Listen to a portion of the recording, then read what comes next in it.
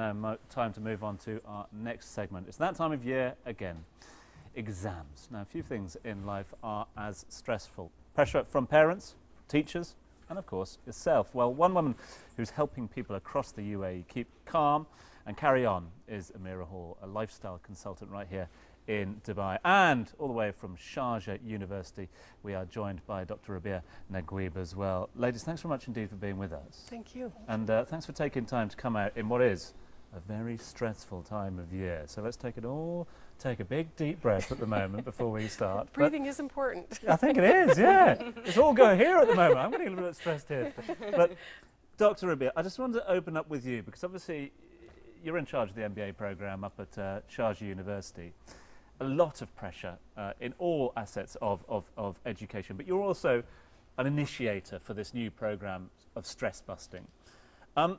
What are the main age group of students that you see who are suffering from exam stress at the moment? Actually, I think all ages. I'm teaching first year, I'm teaching mainly undergrad and graduate students.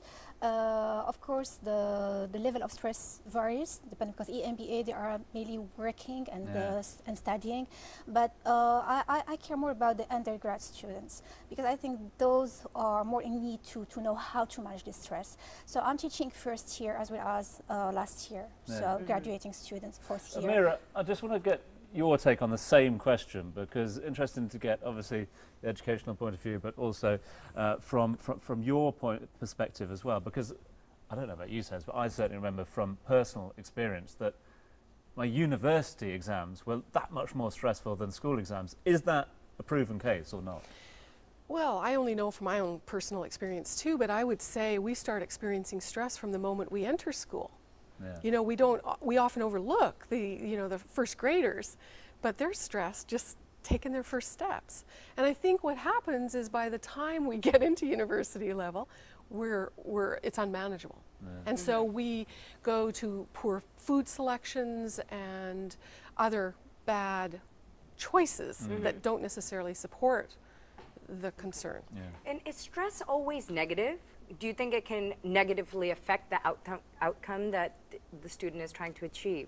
Well, you know, that's interesting, because there is positive stress. Like going to university is a positive stress because we want an education and have a more successful life path, right?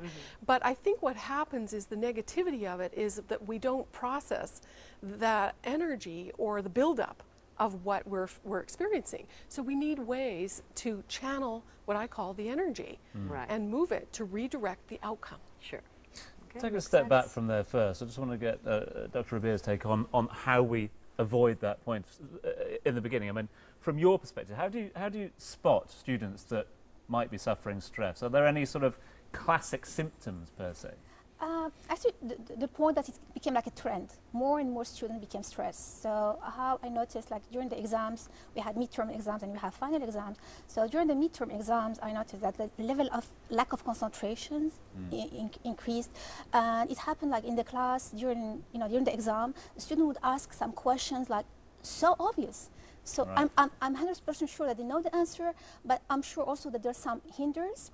They have the potential, they're smart, but just there's something which is, there's a luck. Yeah. Sure. Okay, so also when it comes to presentations as well, and especially towards the end of the semester, so it's so obvious that there is, I call it like amnesia, or I just wonder sometimes when you ask questions, are you sure? I'm sure that you know the answer. Yeah. But that's what happened exactly. At freezing. I'm sure everyone that are freezing. That's what happens here a lot, you know. We can definitely relate to that. But now we've acknowledged it. We know what the symptoms are. How do you combat stress? Well, what I do is I teach cutting-edge consciousness technology, and I teach people tools that they can use and employ, not only in the college level, but every day in everything that we do. Basically, science has said that everything is energy.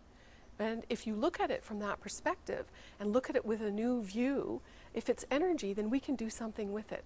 So I give and teach tools how to redirect the energy so that it's not blocked. When it's not blocked, we can think clearly, we can focus, we can communicate clearly, and we can think about what we want to have. You mentioned the word communicate there, and I wonder whether that's part of the problem as well. I mean, are students ready to communicate the fact that they are stressed?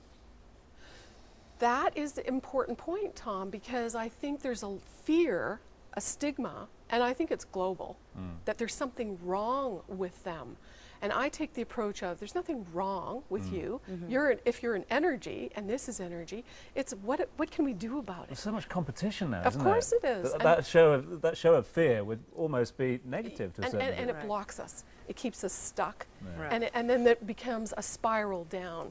So then we eat bad foods, we might not exercise, we might growl and grumble and become real irritated. And depression in the student's body is growing at an astronomical rate. Really?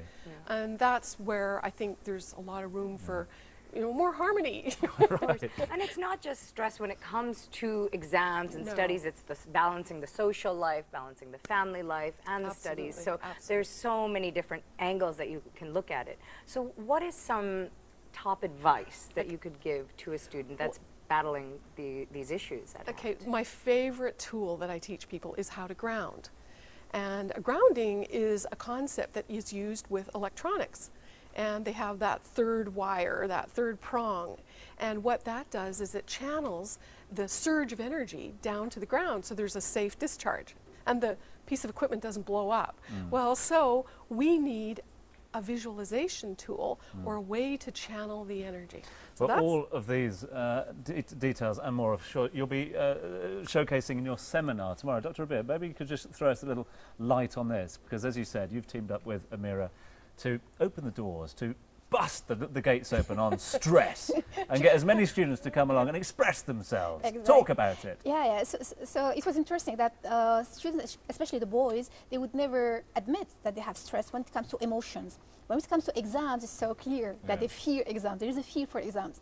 But when you talk about in other spheres, no, they would deny it.